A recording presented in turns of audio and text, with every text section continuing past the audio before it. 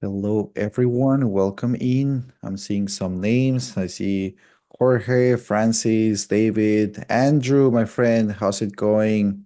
I'm so glad I got time to catch up with you at Max. That was great. Thomas, Paula, Cara. Who else is there? Hello, Andrew. Yeah, that's great.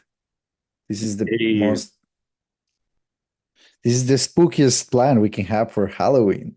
A BenQ webinar. Should I turn the light into something like this? yeah, like Welcome. I don't think anyone's ever talked about photography workflow in that manner yet. That'll be great. This will make it viral. Let me just set it up. I'll just do something like this. Welcome everyone. All right, guys, welcome to another webinar with BenQ. This is great. I'm here with my friend Richie, who is our host from BenQ. I don't know, Richie, if we have something to say for our guest before we start. Yeah, BenQ's recently wrapped up Adobe Max with fellow Esteban. We killed it down in Miami. As far as events go, if anyone is going to be in Toronto and they were planning to make a trip to Profusion, we'll be there next week as well. And of course, we have a bunch of Black Friday sales coming out soon, so everyone be on the lookout for that. Great, great. Well, everyone, welcome. Thank you, Stephen. Go, thank you. That's great.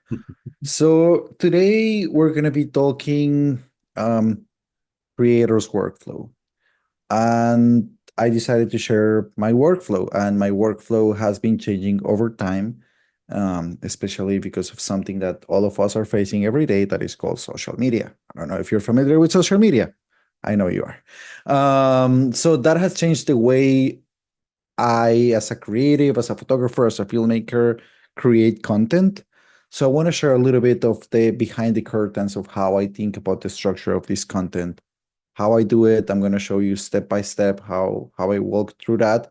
Um, we're going to see some software. We're going to talk about some, like creative, like thinking, what's behind the way I edit my photos, behind the way I edit my videos. And then, of course, we're going to have some time for questions and answers, so you can stick around and ask your questions. But if you have any question in the meantime, just feel free to put it down in the chat. I'm sure Richie is gonna pass it along to me. I have here my hearing assistant, so I can just like answer all your questions.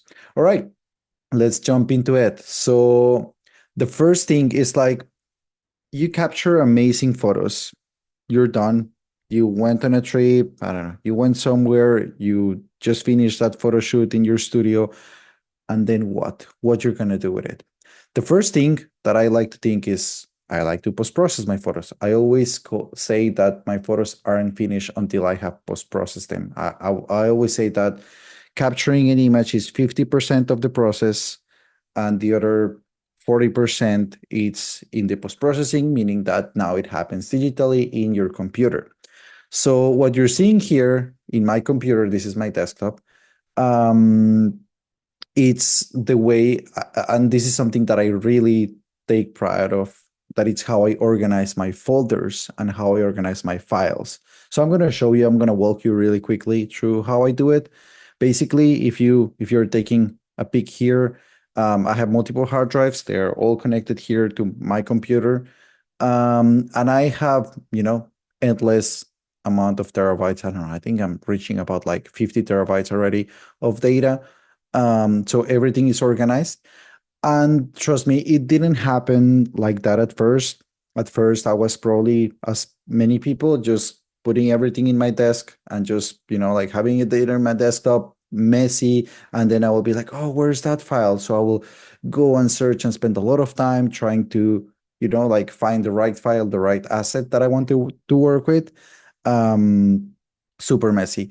But quickly, I learned that one of the best advantages that you can have as an editor is to organize your assets. So one day, like maybe I spent like a month just gathering. That was maybe about like 15 years ago. I just spent a month organizing everything that I had and putting into folders, putting into different structures, thinking about how what will be like the best structure for me to organize my assets. And that's how I did it. And after that, it's been just an automatic system that I just repeat and repeat and repeat. So if I go and take photos today of Halloween, I just open a folder and I create it. So as you can see, it's all years. That's the first way that I structure it. And then if you click into any of these folders, what you will see is a number, a month, and it goes all the way to December. And then maybe I will have a couple of things here. So if I go, let's say March, you will find, like first day, you will have like month, day, and year. And then you will have maybe the location.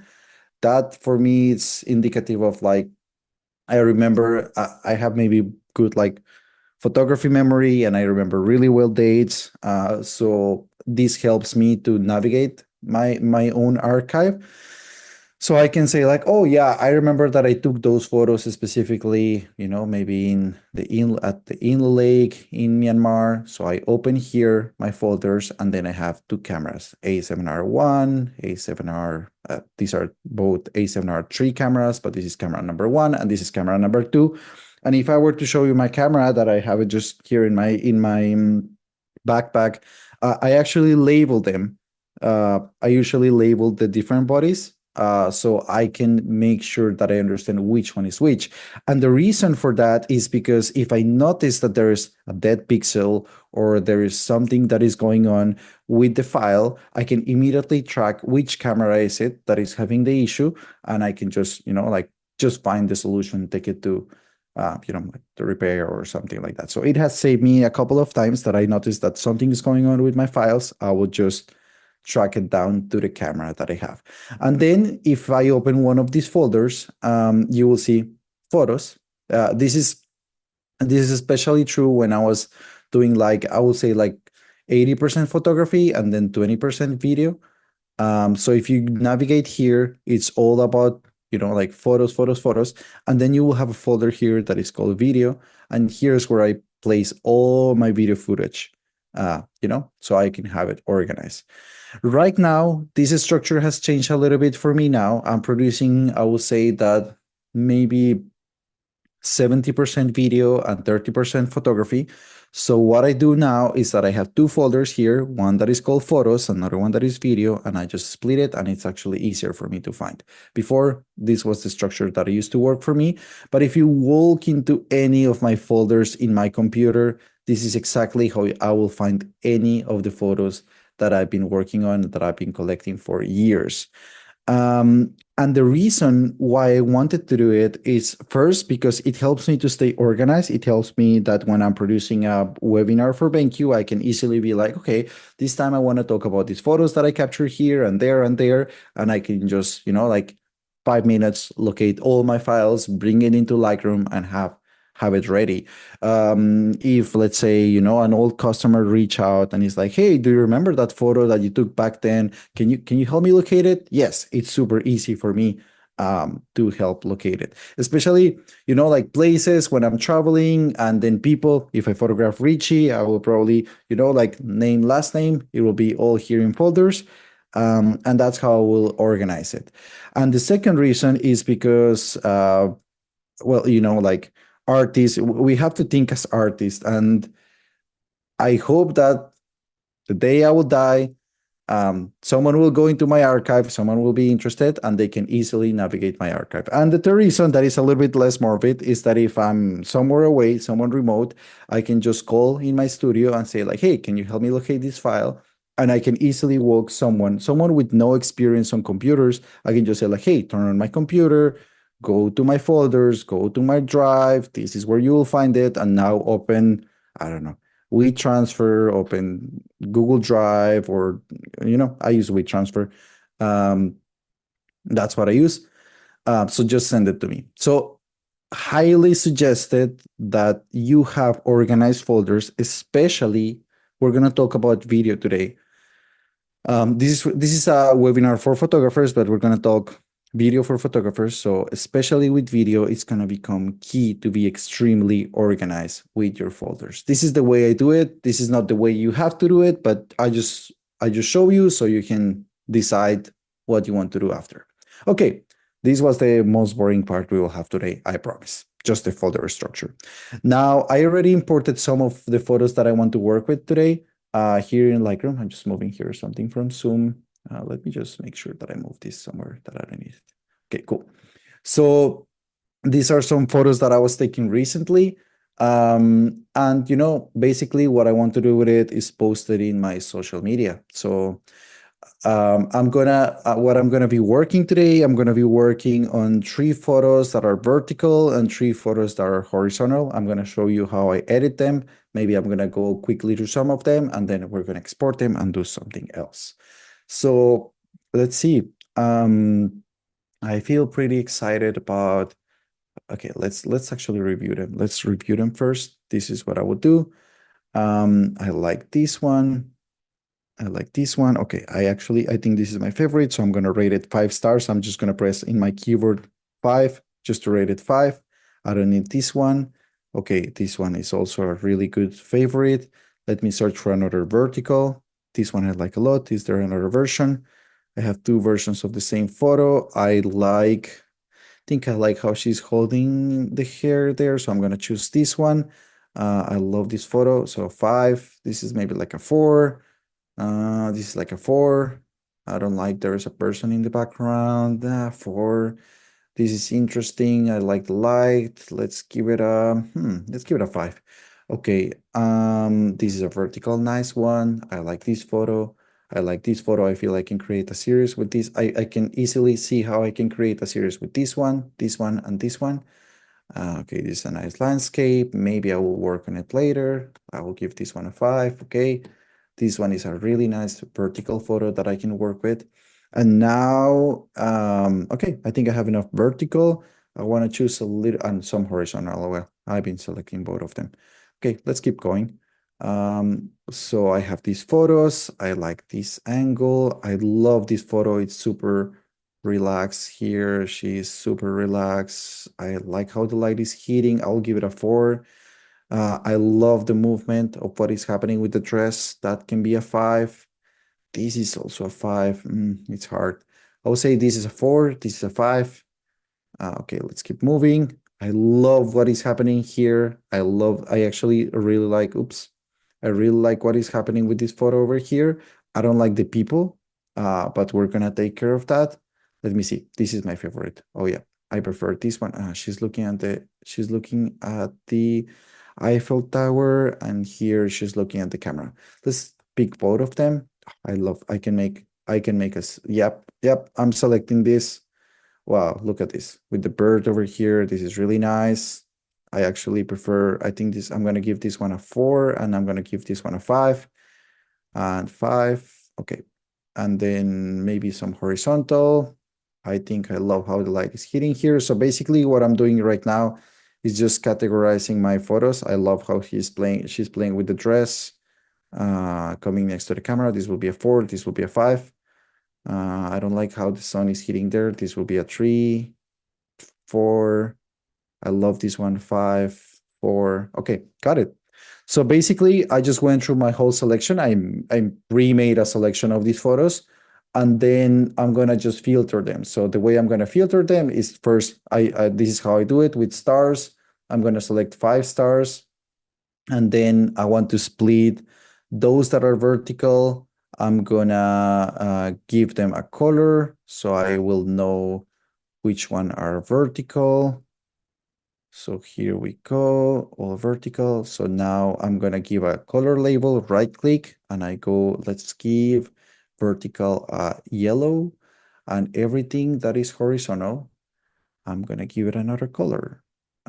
Okay, cool. So again, I just select them in order to select more photos at the same time in Lightroom. All I'm gonna hit is Command, and then I'm gonna do a right click. I'm gonna go to set color label right here. And then this one, let's give it, I already gave a yellow, let's give a blue. Okay, so I already filter my photos. Now I'm gonna start working on my vertical content. So I will filter 5 stars. This is yellow. So I have my yellow here, and then let's start working on them. I feel it's hard to choose. I think my favorite is this one with the bird. So let's start working on this one. So I'm gonna go to develop. That's the next thing I'm gonna do. And first, it's really hard for me to start working on a photo if I notice that it's slightly crooked. So I feel that I don't know about you guys. Let me know in the comments, but I feel I can't work on any image if it's crooked. So I'm Hey, gonna, Esteban, sorry, super quick question from yeah. Tom. He's asking, do you delete anything that is not rated a 4 or 5 in your image management workflow? Yeah, absolutely. That I will do um if I bring all the selection of my photos, like all the photo shoot, and then I'm just filtering. Probably I didn't do that yesterday when I was selecting the photos for this webinar, but that's what I would normally do on I would just bring all the photos. I will create a folder that maybe will be called, I don't know, Paris, and then that's where I will be like, yeah, this is a 1, this is a 3, this is a 5. I will just go really quickly. And as you can see, I'm not hesitating between photos. I'm just like, this is a 5, this is a 4. Then I can always go back. But yeah, definitely I give 1, 2, 3 to other photos. It's not like all my photos are that good, if this is any good. Okay. Thank you, Richie. Let me know if there are more questions. Okay, so wait a second. This is really important. I just went back because I noticed that for some reason, I think I remember why, I had unlocked the aspect ratio of the photo. I always like to keep it close. I always like to keep it locked. And the reason for that is because I always want to keep the same original format. I personally like it. I feel I can easily see when a photo has been cropped. Let me show you what I can do if this is unlocked. I can, like make any ratio for this photo, which is okay, but I personally like to keep the original. So when it's locked, it just helps me to stay locked there, which is exactly what I want to do here. I want to crop as much as I can this person over here. And let's make this straight. Okay, cool. All right, I think I got it here. So now, the next thing I want to do is I want to start recovering a little bit of the information on her and the dress. So the way I'm going to do it, I'm going to increase the shadows. Let me just make sure. Yeah, I'm just going to increase the shadows. And now I'm going to decrease maybe a little bit of the whites. So I'm getting a little bit more of information. I still see it slightly crooked. Let me see. Let me see. Okay, somewhere here. I feel I like it. Cool. And now I'm going to add a little bit of contrast. I I intentionally captured this photo slightly warmer because it's a sunrise. I want it to look like a sunrise so I can keep inspired while I'm shooting. But now that I have the raw file, I want to see what happens if I actually take it a little bit colder. I like a little bit colder, not so much. I can always hit the word, like I can hear temperature here, and it will just bring it back to where it was. Um, I want to recover a little bit of the blue in the sky. So the way I'm gonna do it right now, I'm just gonna create a linear gradient. I'm just gonna bring it down here, and I'm gonna decrease slightly the temperature. And maybe, let me see. And now I'm going back to the general. I feel something like that. I start liking it. Okay, something here. Let me see a little bit of clarity. I like to play a little bit, like vibrance and, like in general, play a little bit with everything. And then I decide, okay, fine. I like it here. I feel the photo is looking good. You know how I also look if the photo is actually really good and I like it. I love to look at the little icon here. I feel the thumbnail really helps me to understand if the photo is interesting. So what I do is that my eyes right now are heading to this corner over here. And this is where I look and I feel like, yeah, there are three elements, like the red of the dress, the Eiffel Tower, and the bird. That's a winning photo for me. Now, I look at the big photo and I notice there are some details that I don't like. So I don't like, like these guardrails here. I don't like whatever is happening here. So this is where AI comes to help me. So I go to this magic tool, and as you can see now, there's like, like a lot of things here that I can see. So I make sure that I'm here so I have three different options. I have the clone stamp, I have the healing tool that we have had, and now we have this new one that is remove.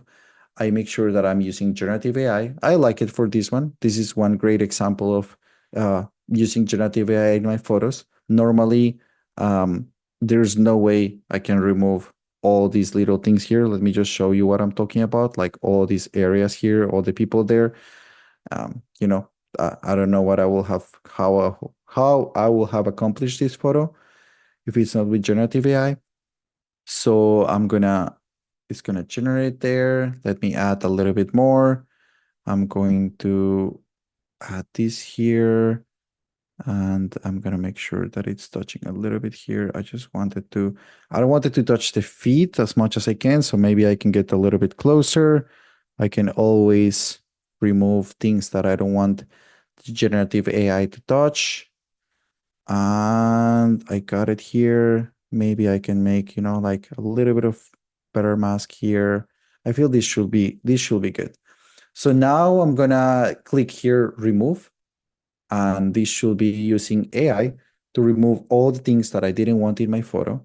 Uh, it's just an example. Not in every photo I use AI. Most of my work, actually, my photography work, I don't, but I feel in this case comes really handy. So let me see. I like what is happening here. Good. This is actually really good. Wow. Like, look at that. Like, it's it's pretty good. It's pretty solid. Not bad at all. And here comes, I know we're close to elections. Here comes my political thing that is not related to US politics. And I don't know why they kept this thing. I mean, I get it. The Olympics were really cool. The mayor of Paris said that I think I think it's a woman. She wants to keep the rings on top of the Eiffel Tower. And I'm like, that's a terrible idea. So okay, she can keep doing her politics. I'm just gonna erase this here because I genuinely don't like it. How I will be able to remove this otherwise. So again, I just, like easily masked it. Look at this. This is impressive. I promise you, I haven't edited this photo before. So here it is. I almost finished. I'm almost done with this photo. I feel that I love what is happening here. Richie, let me know if there are any questions. In the meantime, I'm gonna go to a next image. All right. So, no questions. I'm still live. Yes. Okay, so I'm gonna go to another photo. I feel I want to create a good selection of images to represent my trip. I could pick another one from the same scene. Maybe I could make like like three photos simultaneously, but I feel more inclined to like use a different image from the same trip. So what I'm gonna do here, I'm gonna go a little bit quicker over this one. I'm gonna, like just make sure that it's straight. I'm gonna recover the shadows. There's a lot of information there. I'm gonna recover a little bit of blacks. Exposure, that's really good. Contrast, maybe a little bit less of highlights. Um, Okay, I'm gonna make it slightly less warmer. I feel that somewhere there is nice. I would like to enhance this blue that is happening here. So I'm gonna go and create a linear gradient. So I'm gonna bring it down here and bring down the temperature. I feel this starts working well. I don't like that I had like, like maybe two spots in my lens. This is where I will go and track and be like, oh, this is the camera that has this spot. So I'm just gonna use the healing tool in Lightroom. This is not AI, it's been there forever. Okay, good. And now I'm gonna create another linear gradient. I'm gonna bring it up here. I'm gonna increase the exposure over here. And I feel I start liking these photos. Somewhere around here, normally maybe I will go and work a little bit on the hair, do a little bit more of things. But for time's sake, we're gonna keep this one here. I feel this is matching pretty well the other image that I have over here. These are two for Paris, and maybe I will like to which one will be a better match? I feel this one might be really interesting. So I'm gonna go to develop. I'm gonna increase the exposure slightly. I don't want to overexpose this photo. Maybe somewhere here. Decrease the highlights.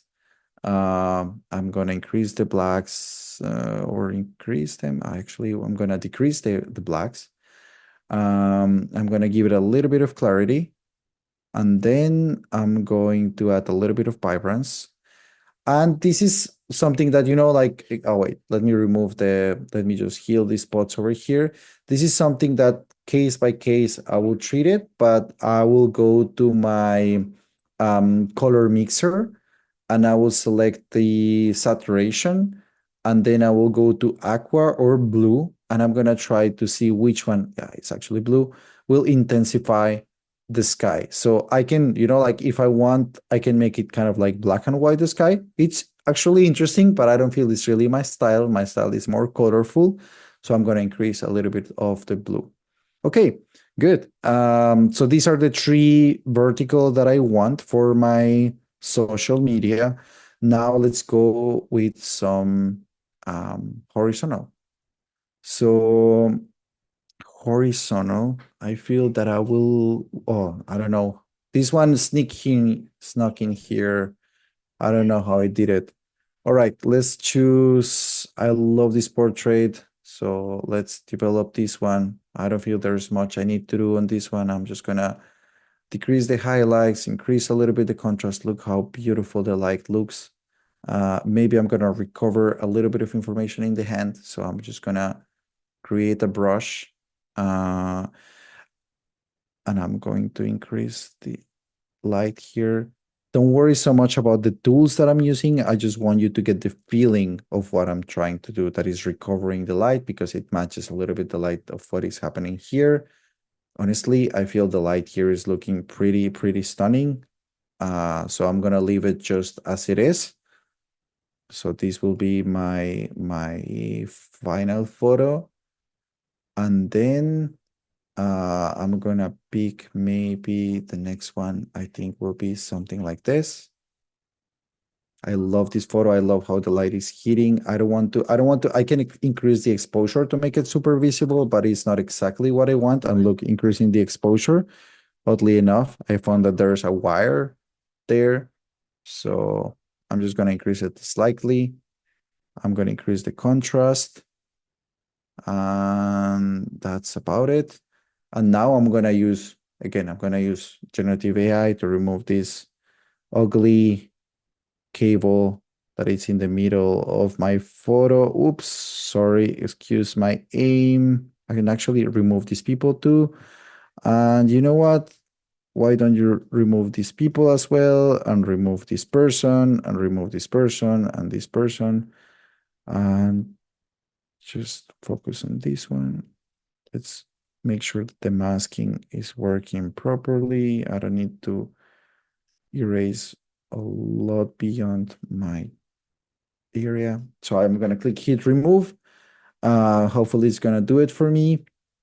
And I feel, with the contrast of the light, I feel it will be kind of ready for me. Let's see. I'll take a sip of water.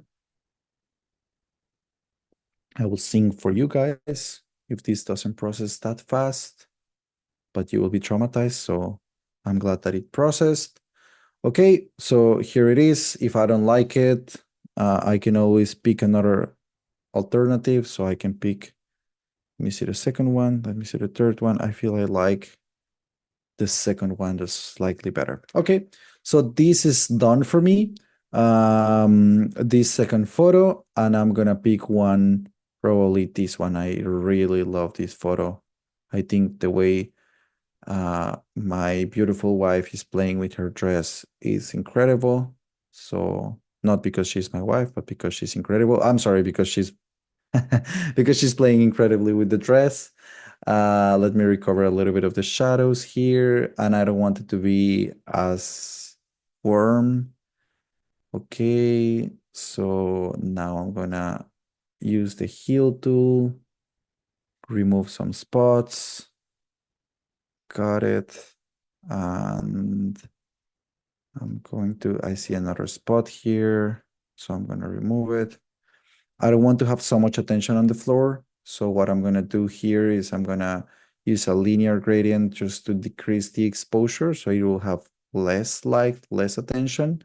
And I'm going to do the same trick that you saw me doing. That is, I'm just gonna go to my color mixer and I'm gonna take the blue. I'm gonna try to saturate it a little bit more. If it doesn't look as great, I just go and create another linear gradient. I see another spot that I need to correct, and I'm gonna make it slightly bluish. This is the spot that I need to correct. This camera needs a cleaning. Okay. Actually, yeah, I see a lot of spots. Probably it's also because most likely, yeah, I'm shooting, you can see here, f11, which is not something that I do often. So you can see more of the, like the general dust that the camera gets. Okay, so I have my photos. I think I'm gonna cheer up myself. Beautiful photos. I think they're ready. And now what? What am I supposed to do with these beautiful photos that I just edited? Normally, in the past, I would just go and share them online, Instagram, Facebook, I don't know, and maybe some people will like it, maybe some others won't. But I used to have a good number of views, and that was great for me. But now, if I post these still photos, I will probably have like a couple of likes with good luck. And that's maybe not related to how good or bad my photos are, but more related on the algorithm. And that's because, as you know, like places like Instagram, TikTok are prioritizing video content over still images. And that has been a trouble for many photographers. So this is where this session comes really handy.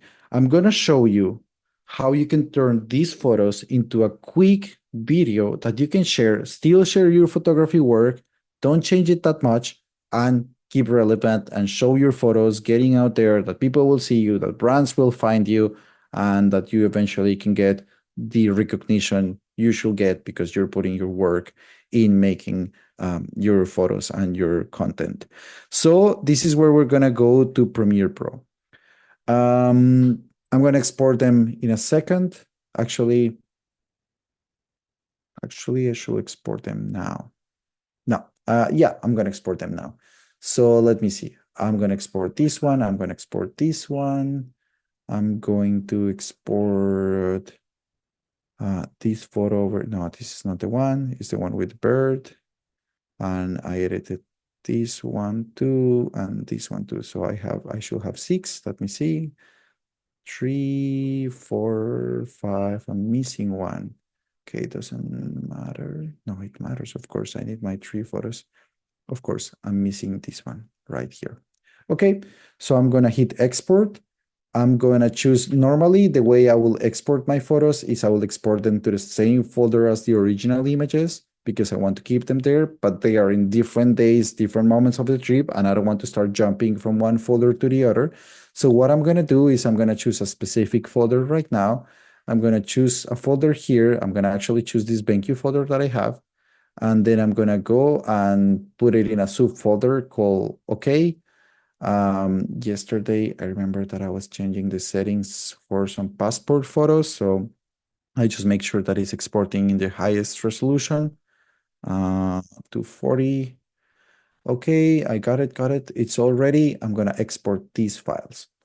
Done. So Lightroom is gonna export my files, and now we're gonna jump into Premiere. First, I wanna know if there's any question before we jump quickly into Premiere Pro.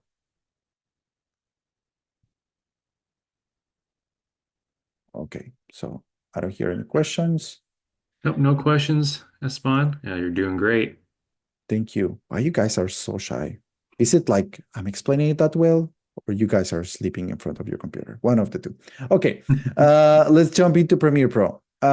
So Premiere Pro, I know that Premiere can be really intimidating for many photographers. It's like if you have Lightroom, it looks easy. You understand how it works. You understand where everything is, and suddenly you jump into an app that is like this. I will open Premiere Pro.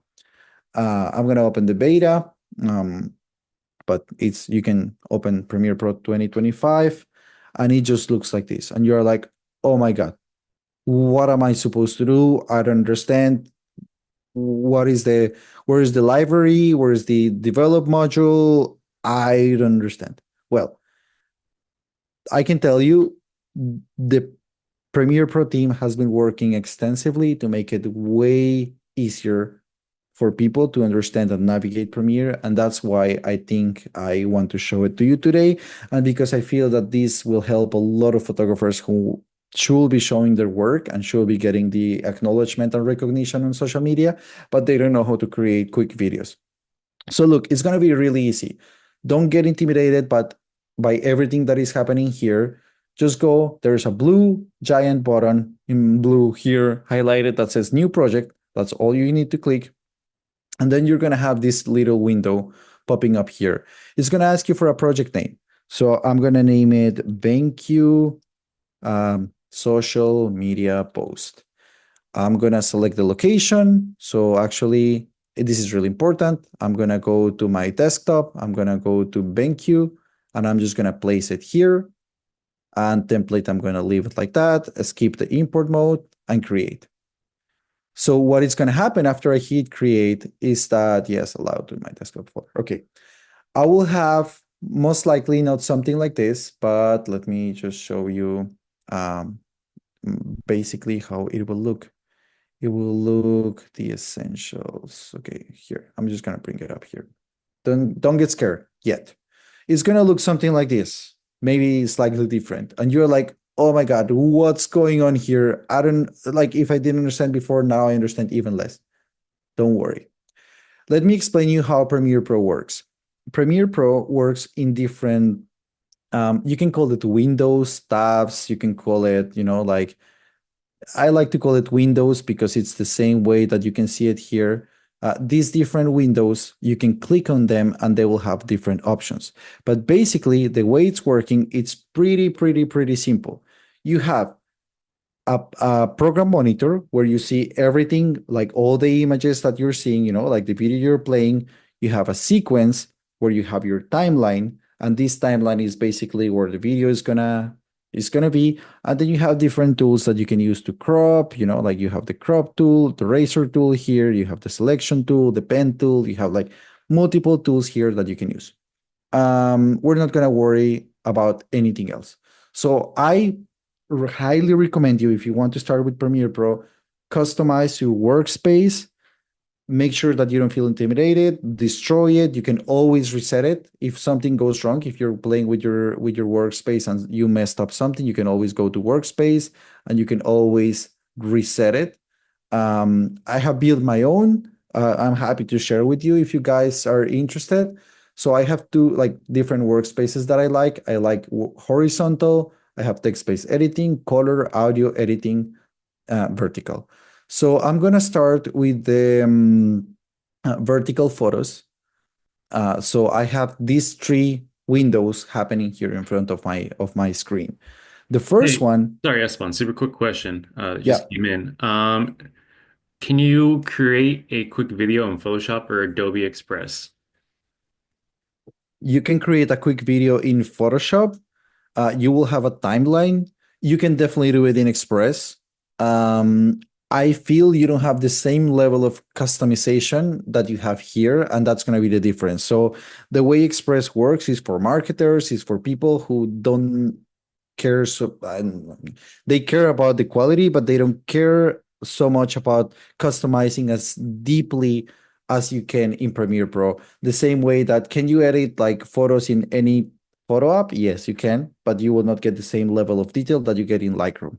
That's going to be kind of the difference. And Photoshop, Photoshop is great for multiple things. I have used the video editing tool there, but it's a little bit less flexible, in my opinion, in my personal workflow. So the answer is yes, you can explore for sure. Is not what I use. Okay, so you have three windows or three panels. You have the panel, like in this case, the way I customize it, I have my media panel, I have my timeline or my sequence, and then I have my program. So the way it's gonna work, I'm gonna just bring some of the photos that I post process. I'm gonna first bring the vertical ones. I'm gonna bring these three, and look, I'm just selecting them in the folder exactly. This is the BenQ folder. I have the OK folder or subfolder, and I'm just highlighting and selecting my three files. I'm going to drag them and drop them into Premiere Pro. So what it does is that it basically is importing them into my project. Now, the way I like to work and operate is that I like to bring from my project to my timeline, so it will automatically create all the settings. So what exactly am I saying? Normally, the way you or another way you can create a project is you can go to new item right over here, and once you click here, you will go to sequence.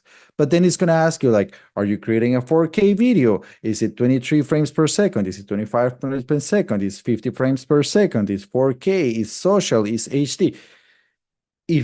If you're a professional video editor, you understand everything that is happening here. If you're a photographer who has never touched Premiere Pro, it's like you don't want to mess up with that. So in order to avoid it, I just bring my photo, and Premiere takes care of organizing it for me. So immediately I just have it. So look, I just dragged and dropped into my timeline. It created a timeline right over here. So basically, as you can see, it's like, different seconds of how my video is playing. This is a still photo, but it's, like it's a video. And it's going to have video tracks and audio tracks. So everything that says A is audio tracks. Everything that says B is video tracks. Okay, so that's good. Let me just zoom a little bit this so you can see it a little bit more. And I'm going to bring another photo. So I am going to bring maybe this second one in the middle, and I'm going to bring this one right over here. So what I'm doing is creating a really quick video, and I'm just going to hit play right now, and it's going to stay still, boring, boring, boring. And then it changed, boring, boring, boring, boring. And it changed, and it's supposed to end. Okay, so as I'm saying, jokingly, it's like boring because it's kind of boring to see a photo for 5 seconds. I can change that by default. I can change it here, but I don't want you to stress about it.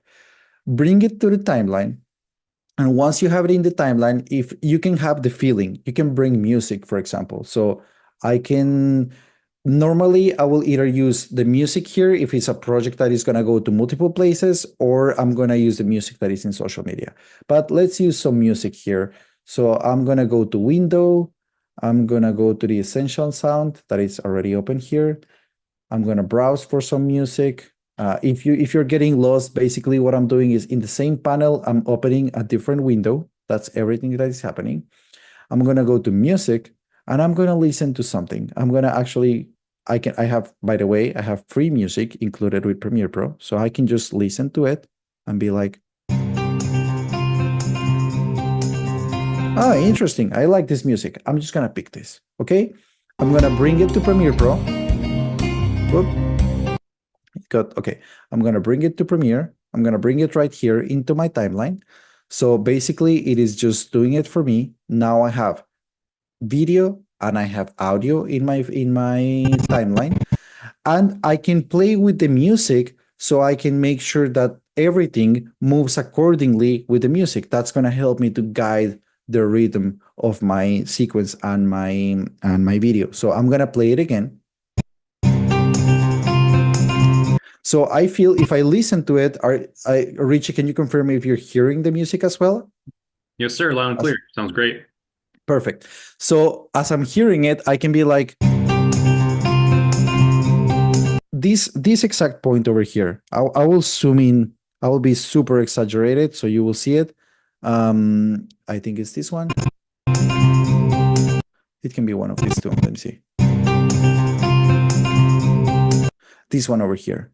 So if I just zoom in here, this is the point where I feel the music is going really, really interesting. So I feel here is where I should crop and where my next video should come, or my next photo in this case. So I'm just gonna stand here and I can easily do something. There are multiple ways, and there is not a right or wrong one to do this. I'm gonna show you the simplest one, so we will go step by step. I'm gonna go and get my razor tool that is here in my toolbox. I'm gonna get the razor tool. I'm gonna trim right here, and then I'm gonna select this file. So basically what happened is that the photo split in two. The photo is still the same, still photo, but it's split in two parts. I'm gonna select the second part, I'm gonna erase it, and then I'm gonna bring the next one. So I'm gonna bring this one over here. So now let's just take a look at it.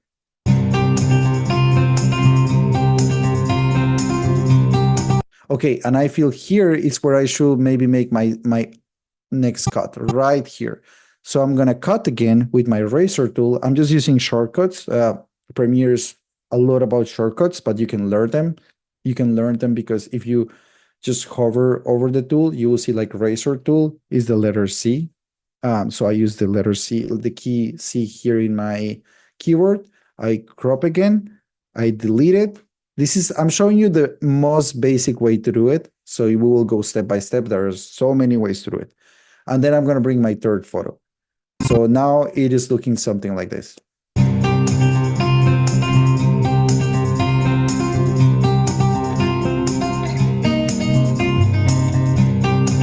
Okay, nice. I feel it's already getting to some rhythm and it's something interesting, right? So now I have I have one big problem. The music. The music is almost 1 minute and a half or something like that. And my video is only like 10 seconds. So there is a great tool, and this is a great secret that I'm sharing with you in Premiere Pro that is called the Remix tool. And the Remix tool, you will find it. I use the shortcut all the time. So it's here after the Ripple Edit tool. If I just click there and I just go to the Remix tool, I have a shortcut for it. I'm just gonna select my track. I'm gonna bring it all the way through where I want it to end. And it's the AI, and this feature has been there for the longest time, is gonna regenerate and reprocess the whole soundtrack. So it's gonna create a new soundtrack that lasts exactly the length that I need. So let's listen to it again.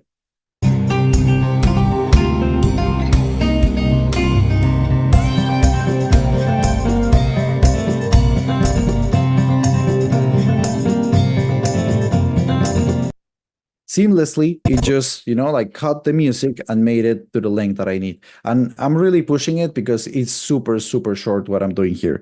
So now what I can do is just extend a little bit this photo over here. So it will go all the way to the end. And I can easily go to the effects. So basically, if you don't see it, go to Window and you will find here effects, but I have it just right here. I have the ones that I need. And then I can go to video effects. I have already like a shortcut for this. So, okay, you will go to video transitions, then you will go to dissolve. And I personally like the deep to black. So I'm just gonna bring it all the way here and I can maybe extend it a little bit more. And now I'm gonna look for an audio transition. I'm gonna look for exponential fade. So I can just bring it here and maybe extend it a little bit from where the other one is extending. I'm showing you really step by step. Again, I just went to the effects and that's how I do it. And let's play it again.